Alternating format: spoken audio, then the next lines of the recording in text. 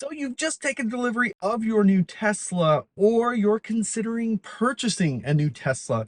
Here are the 10 things you need to do before you take delivery. Real quick though, if you enjoy content just like this, be sure to subscribe, and hitting the like button really helps to spread this video. The first thing that you're going to want to do is figure out which tax credits you qualify for. Of course, I have a very detailed video, which I'll post a link up here for you that you can dive into more details on it. But essentially, you need to figure out, does my income qualify? Is the car I'm purchasing qualified? And if so, how much of the credit is it qualified for? As you should know by now, EVs that are assembled in North America that meet critical mineral requirements and battery component requirements do qualify for up to $7,500. And if your income also qualifies, then you should be able to receive up to that full $7,500. Now, this is based on your tax liability. So if you do not have tax liability, you will not get these credits. So make sure you understand that very clearly, and also understand the difference between a tax refund and tax liability. Those are two very different things. And if you don't understand the difference, make sure you get with a tax professional. Next, you're going to want to figure out, do I want a mobile connector or do I want a wall connector? These are both very different charging strategies, and they come with very different speeds. The mobile connector is nice because it is, well, mobile, and this plugs into a 1450 outlet or a number of other outlets like dryers.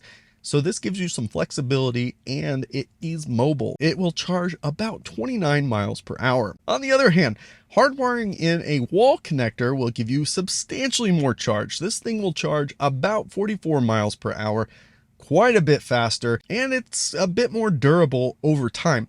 Now, I've used both of these strategies, and the mobile connector has worked just fine for us for a long time, and we still use it today from time to time. We didn't even use a wall connector until we had two Teslas. Make sure you think about this very clearly, because even though there's a price difference, they're actually a lot closer in price once you install them than you may think. Which brings us to our number 3 item, which is hire an electrician.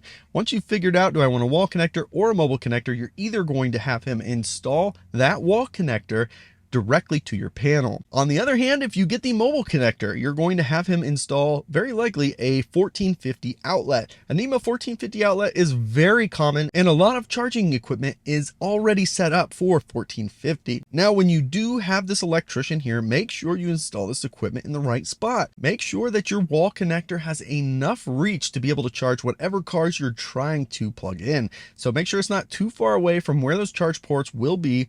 And the same is true for the mobile connector.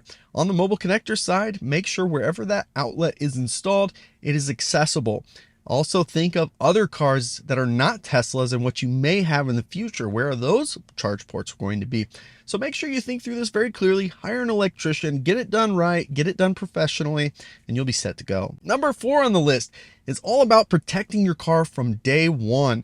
You do not have to do these things, but I highly recommend them from day one, because I have done it on my last 2 Teslas on day one, and I'm very glad I did. I, of course, have wrapped all of my cars in PPF. I've done it myself with Drive Protected Shop. Code BTG20 will save you 20%. Although this is a technical job to do, being able to be satisfied with the results you can do on your own with savings of thousands of dollars, totally worth looking into. Now, after you do PPF, or if you don't want to do PPF, ceramic is next. Applying ceramic on the exterior of a car is stupid easy, and the money that shops charge to do this for you is absurd. You can get a very high quality ceramic kit. I get my kits from formytesla.com. Code BTG10 will save you $10 on that. This ceramic kit is a 3-stage process. It'll take you 2 to 3 days to do, because it takes 24 hours for each coat to cure.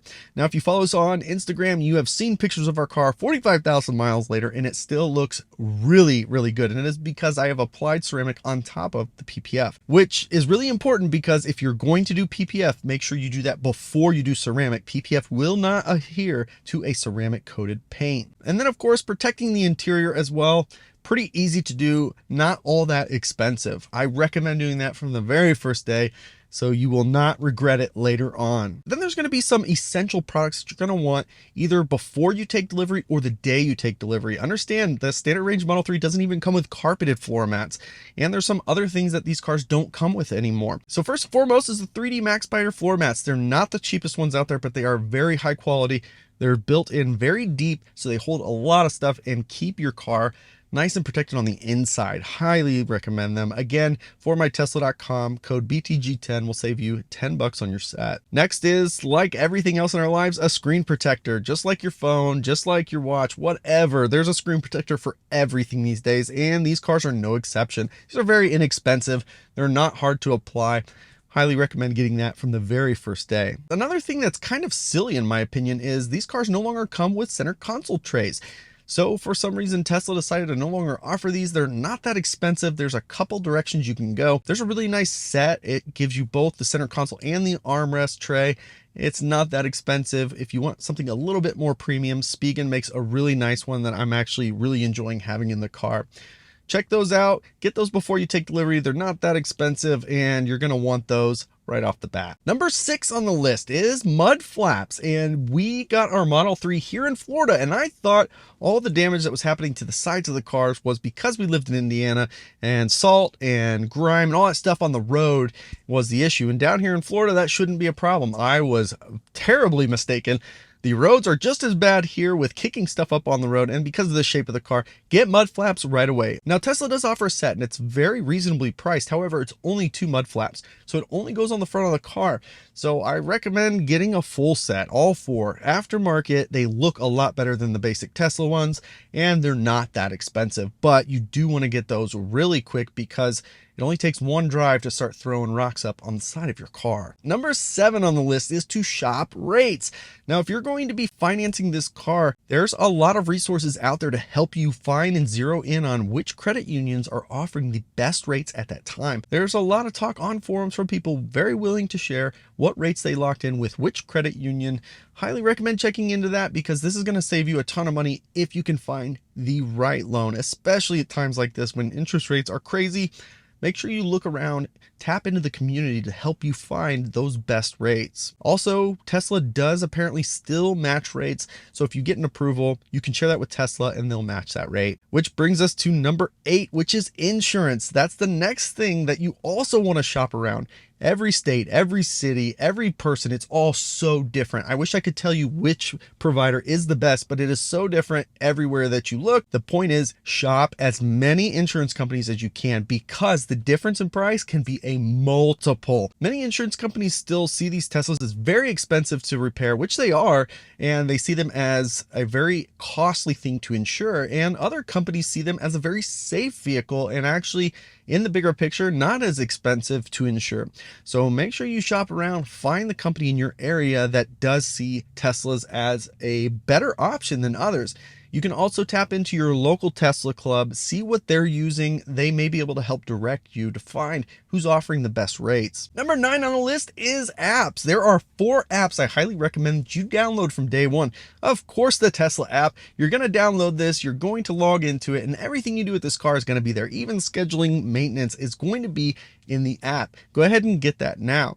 Next is PlugShare. If you're ever out of town, your Tesla will show you where all the Tesla chargers are.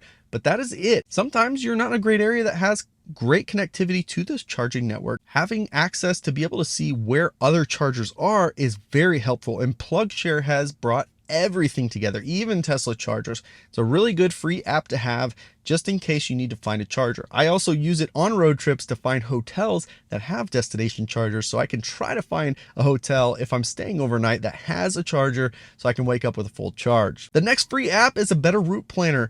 This app is amazing. It is super customizable, but this is how I pre-plan all of my road trips. You can add a lot of detail into here, including what you think your consumption is, including wind. All these things can go in there, and I use it to pre-plan for all my trips. This shows you how long it's going to take, how long you're going to be at each charger, and it can also help recommend how to get there faster.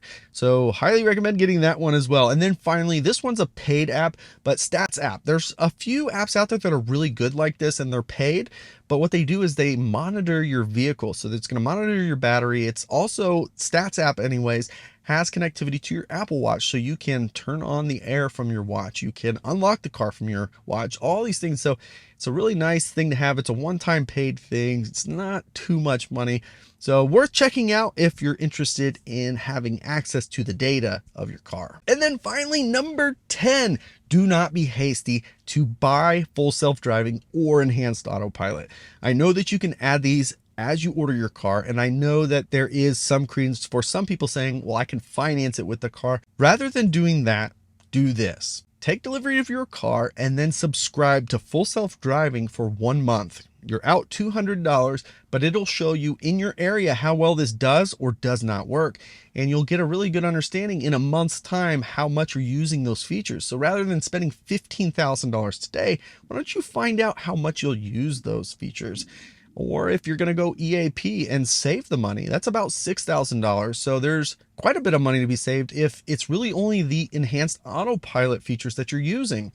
Seriously consider subscribing before you buy, just to make sure you're not going to spend $15,000 on something you won't use, or you could spend $6,000 instead of $15,000 to get the features you really use. So that's it. Those are the 10 things you need to do before you take delivery. Let me know in the comments, what do you think I missed on this list? I really hope that you enjoyed this video, and if you did, of course, give it the thumbs up. If you haven't already, of course, subscribe to the channel as we continue to post content regularly. You can follow us on Twitter and Instagram @BeardedTesla. Thanks so much for joining us, and we'll catch you next time.